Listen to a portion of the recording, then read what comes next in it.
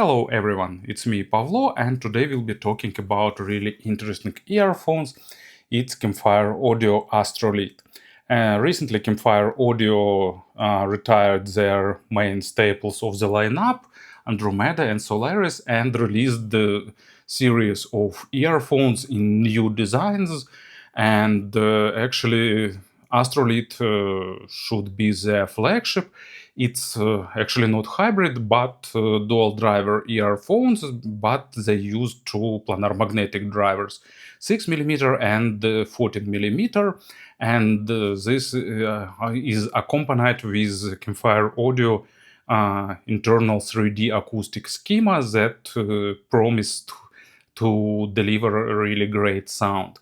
I'm a huge fan of Campfire Audio and their Planar's Supermoon, and I really respect Campfire Audio as one of the few companies that really have manufacturing outside of China. So their earphones are designed and assembled in Oregon, and they often stand out from the rest of the market, having their own vision in sound, and they say that Astrolith delivers that vision at full scale. Price is $2,200, which is from one hand pretty expensive, but if they deliver that level of sound that Campfire Audio promised, it's not that expensive compared to modern 4K dollars models. So let's have a closer look and see what we're getting here. Tastes of course differ, but for me this package design is kind of 11 out of 10, because all my teenage was associated with classical science fiction, because it started to appear in our country at late 80s, early 90s. And I've read tons of books. I've read virtually everything I could put my hands on. And a lot of that books were poorly published, poorly translated, but it wasn't really matter. And often they were illustrated in something similar, maybe not as skillful as this illustration, but that retrofuturistic vibe was kind of similar. So, in my opinion, great design and good sustainability, because here used a lot of recycled materials, and actually all information is printed on the box at the different sides. On the bottom you getting contents list and information about Campfire Audio, about this model. Inside you getting message to buyers, QR code with link on the website, fitting suggestions, warranty conditions, and many other things. So instead of a paper manual and warranty, you're getting just this box. I like it. You're getting this kind of bag with second cable. So you're getting two cables, one single-ended and one is balanced pentagon one. You can carry your earphones in this bag on your neck if you'd like. Cleaning clothes, paper bag with more paper bags inside. So 3 pair of silicone tips, 3 pair of foams, cleaning tool, and of course mandatory Campfire Audio pin. Then this leather, I don't know, pouch, probably with earpieces inside. And these double bags, materials evolved through last years, and now it's better quality material, not leaving that amount of lint on the table. Earpieces themselves looks great. Good combination of metal and plastic. Face plates made of mirror polished metal. They are built well, they feel pleasantly heavy, but not too heavy to impact the comfort of wearing. They fitting really well into my ears and providing slightly above average sound isolation thanks to proper angle of spouts. Spouts also made of metal, signature Campfire Audio spouts, with a grill and lip for holding the tips, so everything is really nicely built. Earpieces are pretty compact for two planar drivers fit inside. Cable made replaceable, here used MMCX connector and that modern parallel wired cable. You can see two wires go in parallel for each earpiece. Actually, they are pretty flexible, maybe not super soft, but flexible enough to have no microphonic effect and provide good wearing comfort. Interesting splitter with, if I remember right, this part works as a chin slider, yes, so you can slide it if you need. And after the splitter, four wires go in parallel down to 3.5mm jack. So, in my opinion, all exterior things are made great, but maybe one drawback: I'd like to see final audio tips in the accessory set as it was before, but luckily I have spare ones. When it comes to the sound, probably the most important thing is to find the tips that will fit your ears best and provide you the best sound. So it's really worth experiment with tips when you're buying earpieces of that segment. And you can also experiment with cables. I don't have any exact suggestions here because it's a matter of taste. So I will describe the sound in stock form with the silicone ear tips that came in the accessory set and their stock cable. So in terms of fit, as usual, I've got the best results with final audio tips, but that doesn't mean that they will be the best for you. But almost all Campfire audio models sound the best with final audio. If I remember right, that model called Type E. Maybe it's my ears, maybe it's a combination of tips and the Campfire audio spouts, but usually they give me best sound, best fit, best isolation. But of course you can experiment further with that. But I will describe the sound with the stock silicone tips because I think it's more fair to describe the sound that you're getting out of box with the stock accessories. And probably another strong words from my side. So far, it's my most favorite in-ear monitors. So I'm not saying that they are the best, but just my most favorite. I understand that my taste is not like some kind of gold standard or something like that, no. But this earpiece just ticks all the boxes that I like. It's maybe they can be considered as a continuation of Campfire Audio Supermoon, which I consider one of the best value earphones, because for about $1,000 you're getting great tuned planars and that delivers musical and technical sound at the same time, and probably it's the best earphones I can recommend for that price tier.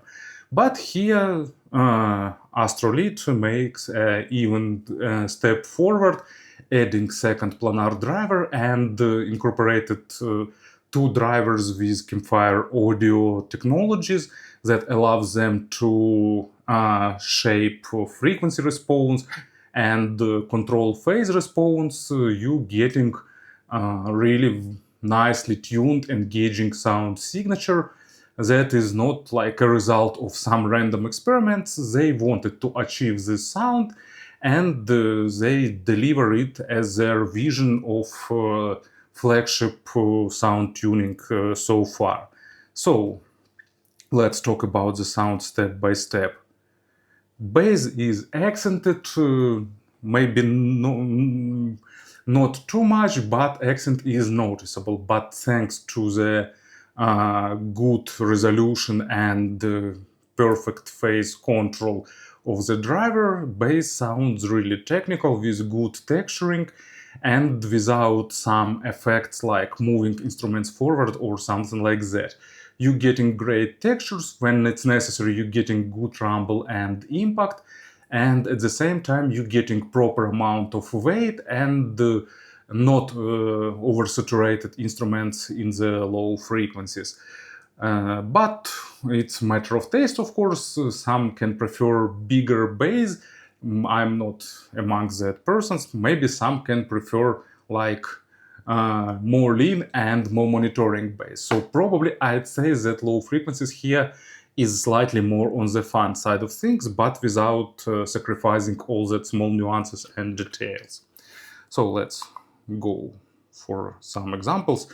First one, it's Bijelo Dugme, Ovaj, Ples, Biraju, classics of Yugoslavian rock music, and this track is done in cabaret style with really prominent contrast between acoustic double bass and some kind of instrument like maracas or some other shaker, and with mellow vocal with really strong emotional emphasis, and you're getting really bold and really saturated double bass with lot of decays and lot of nuances in sound, and with perfect contrast with percussions. Sounds really engaging with these earphones.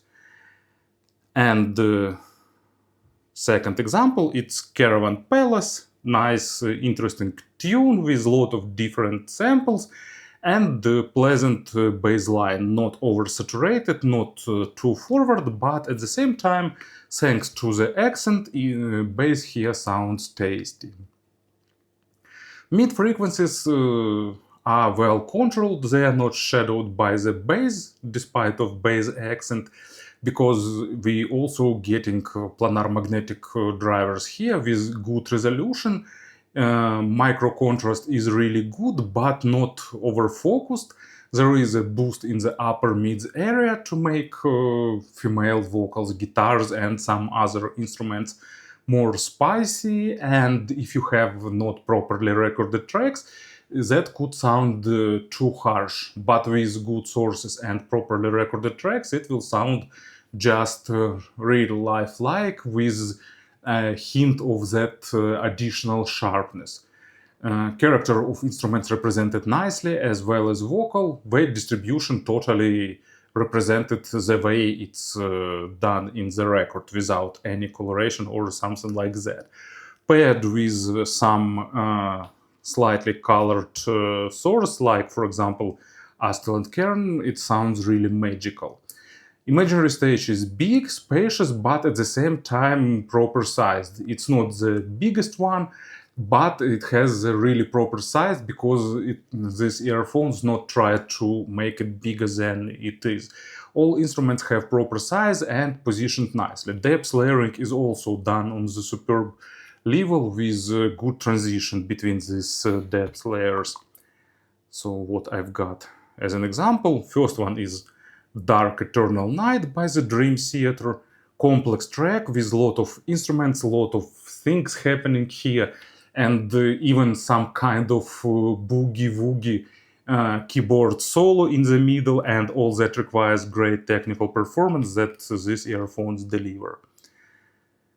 And Infinite Space by Emerson, Lake and Palmer, you understand why it's here. Skillful performance with normal record quality, natural instruments, pretty complicated parts that requires technical but at the same time not too monitoring mids, and that's what these earphones deliver. Treble is good, well extended with proper attacks and decays, great layering, lot of airness, and probably there is a hint of added energy. For me it's okay, but if you don't like treble, maybe it could be a bit too much for you. For me it's not, it's just the amount of the amount that I like, and taking that it's almost close to my perfect perception of treble. Sorry, not my perfect perception, but my perfect tuning of treble. That my treble perception is not that perfect probably, but to my taste and to my perception, it's a great treble performance, not too airy like sometimes balanced armatures does, and not too weighty like sometimes dynamic drivers do. and just planars with great nuances, details.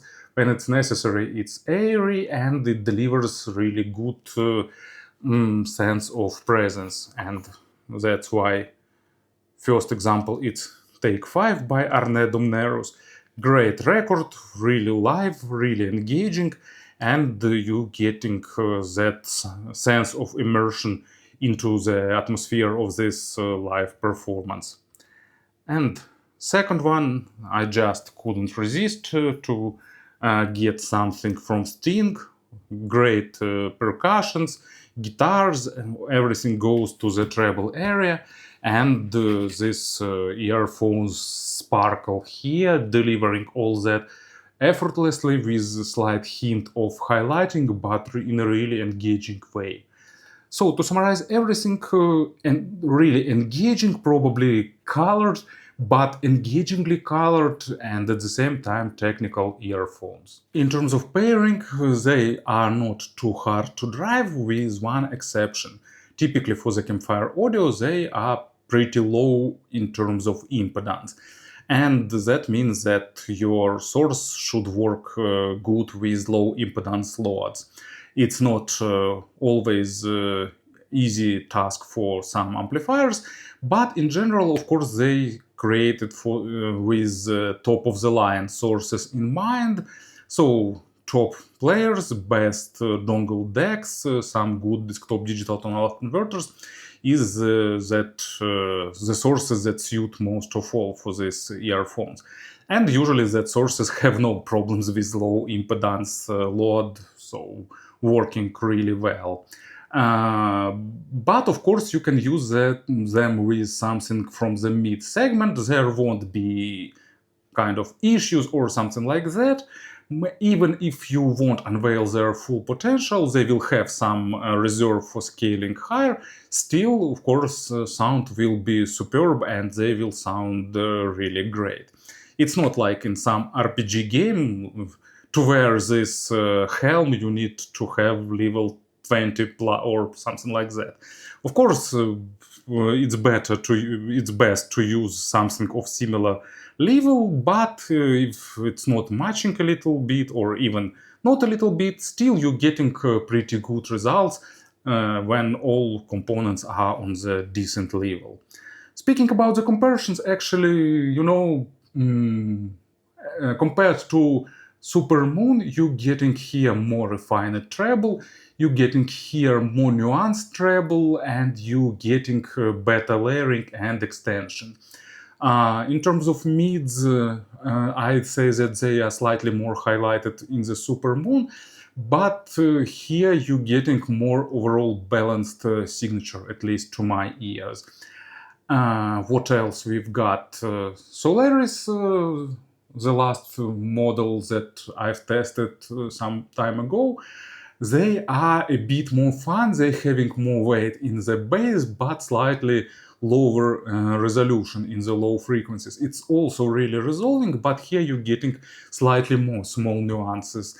And also you're getting slightly more balanced treble here because planars behave better to my ears than balanced armatures. And Andromeda, probably Andromeda is slightly inferior in level. These earphones preserve Andromeda's typical fun signature, but does it with more technicality, with more nuances and stuff like that. So that was Campfire Audio Astrolith, my most favorite earphones so far. Thank you for listening, thank you for your attention, and have a great day.